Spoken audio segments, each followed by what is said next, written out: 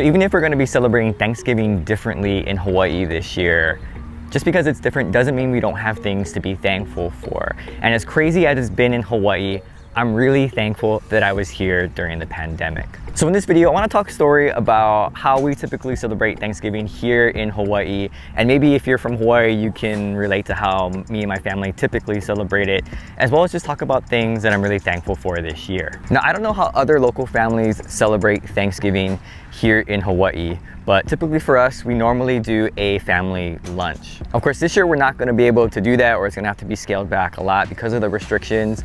But I hope that just because we may not necessarily get together as a family, it still doesn't mean that we don't have things to be thankful for and that we can't celebrate Thanksgiving. I feel like I'm blessed to have all these past memories of how we used to celebrate Thanksgiving or how we've celebrated Thanksgiving in the past. And I remember those memories, and I think those are things to be cherished. So when I was growing up, we typically celebrated Thanksgiving at my grandma's house, which I'm sure a lot of people can relate to.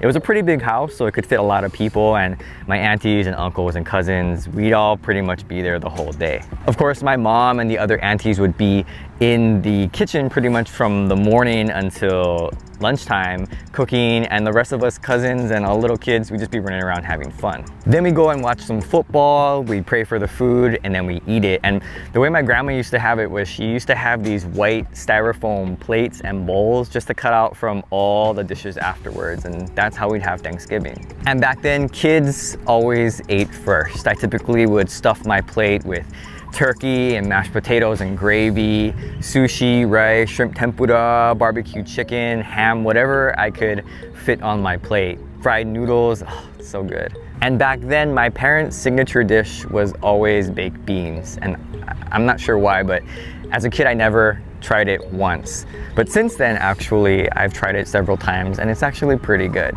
And after I was done eating, of course, I'd go back and grab seconds, which usually for me was a bowl of mashed potatoes and gravy or rice and gravy.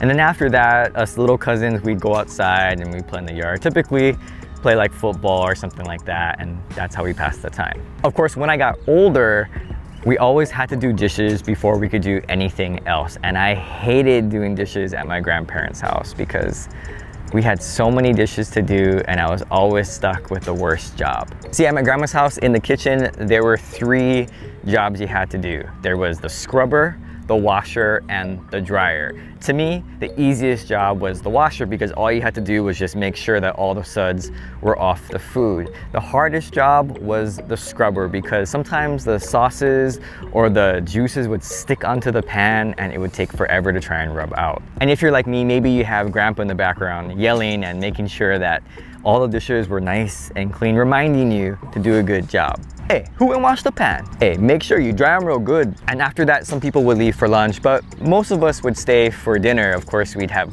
leftovers, and after leftovers, there'd be more dishes and have to do the dishes again. But that's typically how we celebrated Thanksgiving. And so this year, I'm really thankful for family. And even if we can't meet up together, they're still family. And I hope that the togetherness of a family, what holds us together, is not just limited to one holiday or several parties a year. Because family is one of the strongest things that we have here in Hawaii. And for some people, family is everything. This year, I'm thankful for the family that I have here in Hawaii. My wife and my son, my parents, my brother, my aunties, uncles, and cousins. I'm thankful for all of them, that even though we can't all be together like we typically do, at least we're all here and we're all healthy.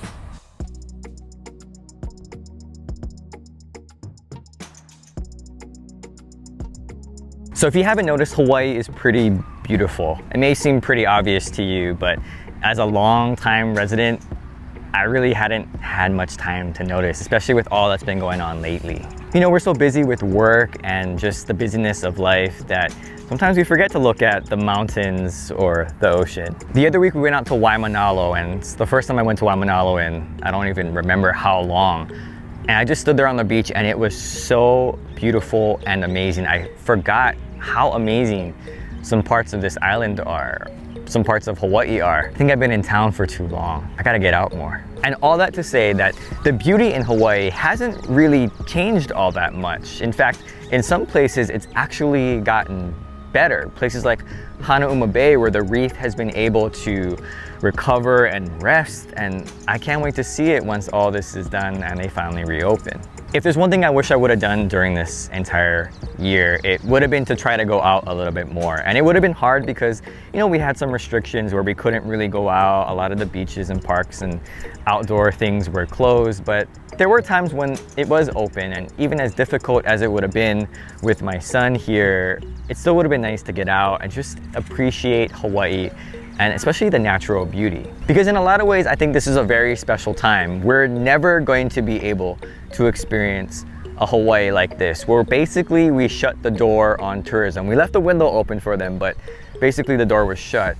And we had Hawaii all to ourselves. You know, Hawaii was such a different place this past year without that many tourists. And I don't know if you remember, but prior to this year, Hawaii was reaching about 10 million tourists a year. And I can just speak for the island of Oahu. It was feeling a little bit heavy and crowded, and there's just like a very thick presence in the air. You know, the traffic, the busyness, the tiredness, but all of that was basically removed overnight. And as slow as life is here in Hawaii, we finally got time for our families, time for ourselves, time to rest and relax and recover. And maybe that's what we needed as a state. Maybe that's what we needed as locals, just a time to rest and relax and enjoy this beautiful place that we call home.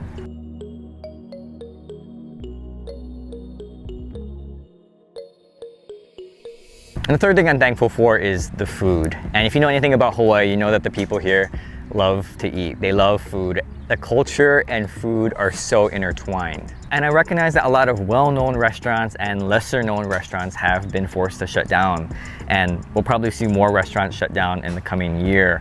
But I think if you take a step back and you look at the foods that make Hawaii special, they've still survived. I mean, think about it. We still have things like lokomoko, chicken katsu plate lunches. We have kalbi and meat June. We have all these special dishes that you can really only find in Hawaii. Now, if Zippy's and L&L started shutting down, I'd be a little bit worried, but those places are still doing okay. Because when you look at it from a wider perspective, I think a lot of the specialty restaurants and places have been struggling, but the places that cater to the local people, that serve the foods that local people actually eat, I think they're doing okay. They're not doing as great, but they're doing okay. Back when the restaurants were only doing takeout, a lot of places had to adapt. They had to do online ordering or just doing through mobile or some other way.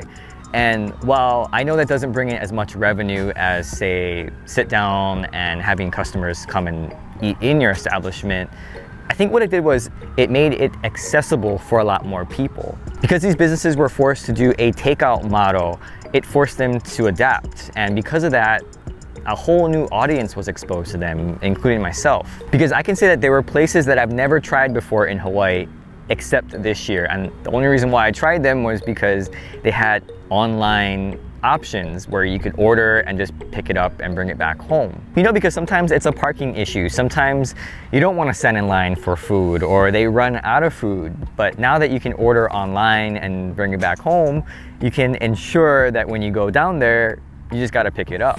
And so while I miss the restaurants that have shut down, or that I'm going to miss the ones that will be shutting down this year, I do want to say that I'm appreciative of the restaurants that have tried to adapt. They've tried to do their best to stay open and to serve the local people here. I know it's been a really crazy year, but there is a lot to be thankful for. And hey, we didn't have a hurricane this year, so that's definitely a big blessing. So have a safe and wonderful Thanksgiving. Thanks for watching, and aloha.